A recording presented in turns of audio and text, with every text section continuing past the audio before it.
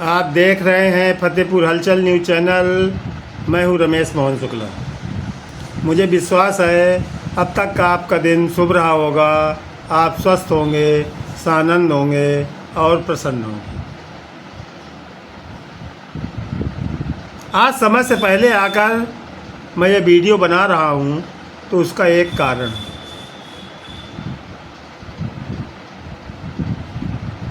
आज 31 अगस्त है और आज इस समय चीन में SCO की बैठक चल रही है। SCO मतलब शंघाई कोऑपरेशन ऑर्गेनाइजेशन, जिसमें 3 देश है, भारत, चीन और रूस। इस शंघाई कोऑपरेशन ऑपरेशन की बैठक में भाग लेने के लिए भारत के प्रधानमंत्री नरेंद्र मोदी भी वहां उपस्थित हैं।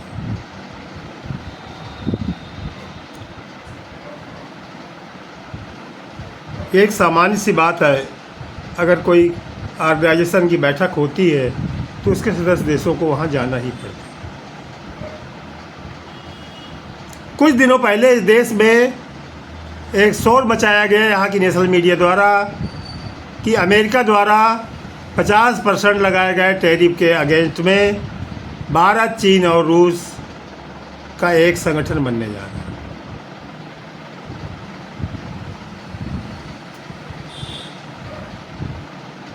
कल भारत के प्रधानमंत्री नरेंद्र मोदी जापान की यात्रा से सीधा चीन के शहर पहुंचे थे और वहां पर उनके स्वागत की तस्वीरें भी इस देश के नेशनल मीडिया और सोशल मीडिया में वायरल हुई।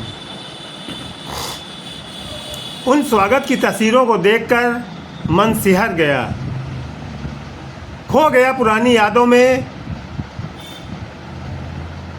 कि जब इसी तरह का स्वागत 1961-62 में पंडित जवाहरलाल नेहरू का चीन में हुआ था। और उस समय पंडित जवाहरलाल नेहरू हिंदी चीनी भाई भाई के नारे में मशगूल थे और उनको कुछ दिखलाई नहीं पड़ रहा।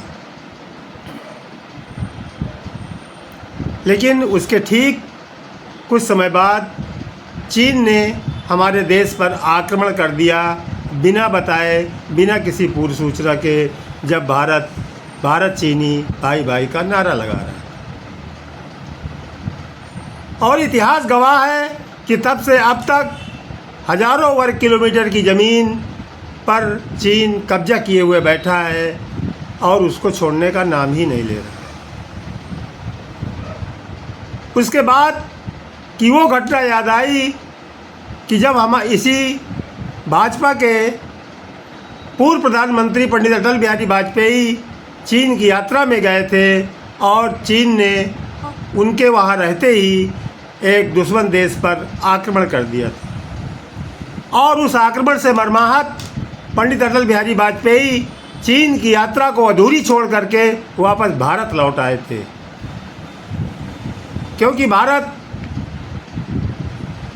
किसी भी विस्तारवादी सोच का विरोध करता है और ये विरोध दर्शाने का पंडित अटल बिहारी वाजपेयी का सबसे अच्छा उदाहरण था। इसको कहते हैं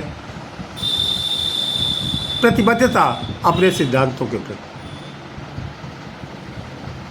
इस देश के निवासी अभी 3 साल पहले गलवान घाटी में हुए उस संघर्ष को भी नहीं भूले होंगे जहां हमारे 40 सैनिक शहीद कर दिए गए।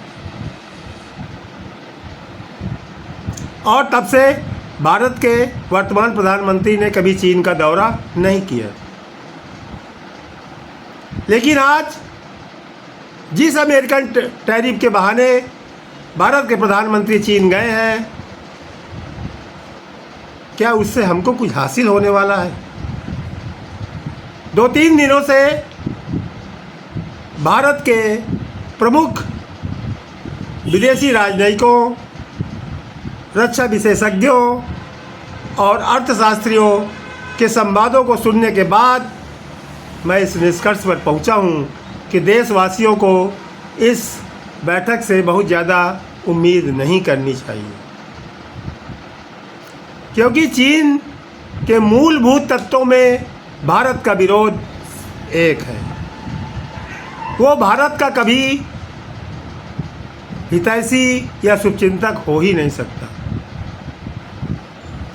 देशवासियों को शायद अभी ये भी नहीं भूला होगा कि अभी जब अप्रैल मई में भारत ऑपरेशन सिंदूर चला रहा था तो वहाँ भारत पाकिस्तान से नहीं बल्कि वास्तविक रूप में तो चीन से ही लड़ रहा था। और इसको भारत के बहुत बड़े रक्षा अधिकारी ने भी स्वीकार किया कि चीन के पीछे पूरी तरीके से पाकिस्तान के पीछे चीन पूरी तरीके से खड़ा था। सारी स्ट्रेटेजिक से लेकर के हथियार और ड्रोन मिसाइलें सब चीन की दी हुई थी पाकिस्तान। और उसके बाद इस देश के प्रधानमंत्री का देश के नाम वो संदेश भी सुना था जिसमें इस देश के प्रधानमंत्री छोटी आँख वाले गणेश का जिक्र करके उसके बहिष्कार की बात कर रहे थे। अभी बहुत समय नहीं हुआ।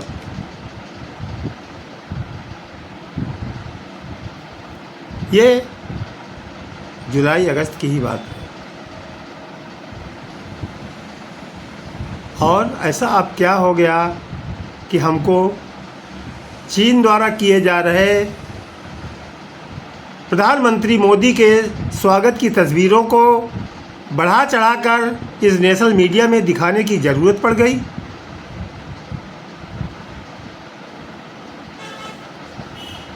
कितना दोगलापन भरा है यहाँ के चाटुकारों में कि 2 महीने पहले तक जिस चीन को हम अपना सबसे बड़ा दुश्मन बता रहे थे, आज वही चीन हमारा सबसे बड़ा हितैषी बना नज़र आ रहा है, जो कि असंभव है।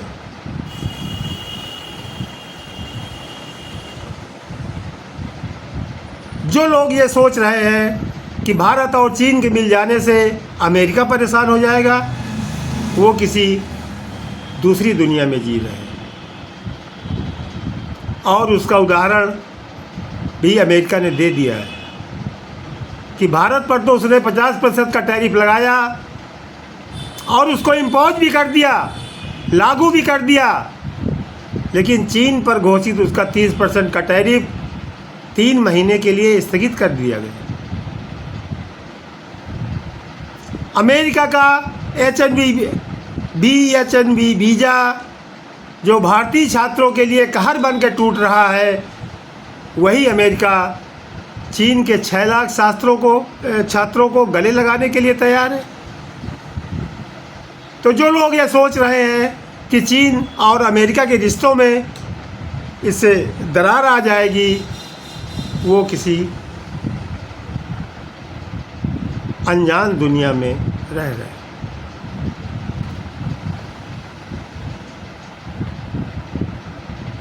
नियम तो ये था कि भारत के प्रधानमंत्री यदि SCO सम्मेलन में गए थे तो उनको सबसे पहले अपनी टेरिटरी की रक्षा की बात करनी चाहिए थी कि हमारा वो क्षेत्र जो तुमने अनाधिकृत रूप से कब्जा कर रखा है, पहले उस पर समझौता होगा, ट्रेड की बातों पर बात पर विचार किया जाए।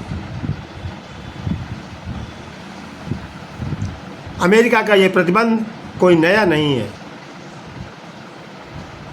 1998 को याद कीजिए, जब तत्कालीन प्रधानमंत्री पंडित अटल बिहारी वाजपेयी ने पोखरण में विस्फोट 2 किया था और तब अमेरिका ने खिसियाहट में हजारों प्रतिबंध भारत पर झोंक दिए थे। लेकिन उस कविकुल गौरव महान राष्ट्रवादी प्रधानमंत्री ने अमेरिका को 2 टूक जवाब दिया था कि तुम जितने चाहे उतने प्रतिबंध लगा लो, मैं 100 करोड़ देशवासियों का प्रधानमंत्री हूँ, यदि मैं 1-1 रुपए का भी चंदा उन पर लगा दूंगा तो तुम्हारे सारे प्रतिबंधों को मैं झेल जाऊँगा। क्या यह ताकत उसी दल के आज के इस तथाकथित राष्ट्रवादी प्रधानमंत्री में नहीं है कि तुम चाहे जितना टैरिफ लगाओ,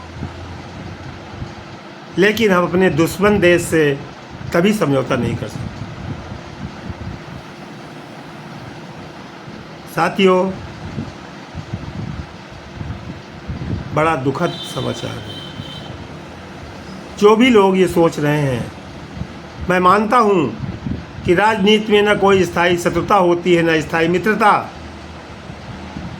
लेकिन महान चाणक्य ने एक बार कहा था कि जिस देश का राजा व्यापारी बन जाएगा उस देश की जनता भिखारी हो जाएगी।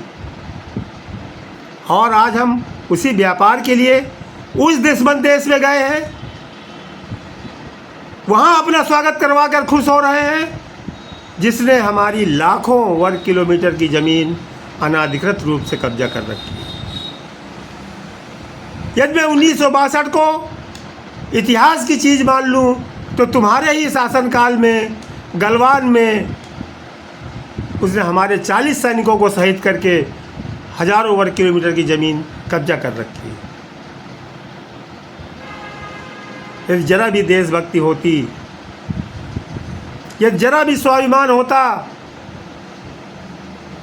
तो हमको 2 टूक इनकार कर देना चाहिए था कि हम बैठक में तो आएंगे, लेकिन चर्चा पहले होगी हमारी उस अनाधिकृत रूप से कब्जा की गई ज़मीन की वापसी के बारे में, उसके बाद हम कोई व्यापार की बात करें।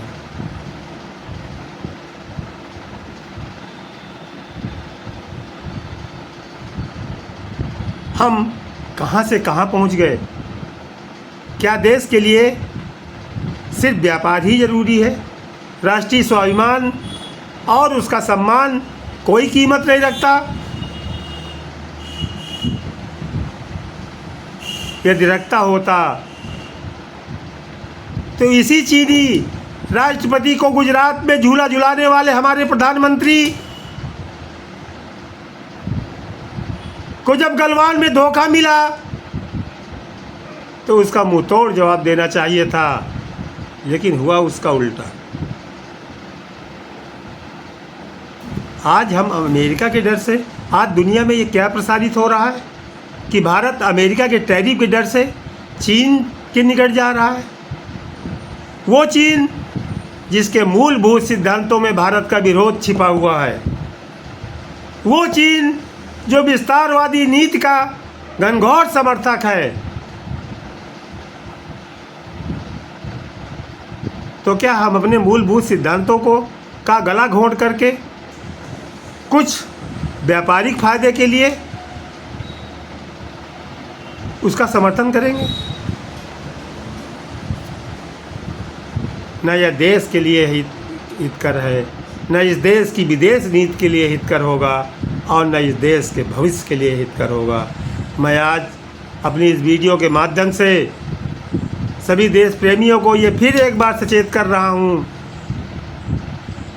कि यदि हमने समझदारी से काम नहीं लिया और जवाहरलाल नेहरू की वही गलती एक बार फिर से दोहराने की कोशिश की तो परिणाम फिर वही 1962 वाला होगा। इसमें कोई दो राय नहीं है, इसमें कोई शंका नहीं है। आप देख रहे हैं फतेहपुर हलचल न्यूज़ चैनल। मैं हूँ रमेश मोहन शुक्ला। यदि आपको ये वीडियो पसंद आए तो 1 सेकंड का समय निकालकर फतेहपुर हलचल यूट्यूब चैनल को सब्सक्राइब कर लीजिएगा, वीडियो को लाइक कर दीजिएगा और इसको शेयर भी कर दीजिएगा। धन्यवाद।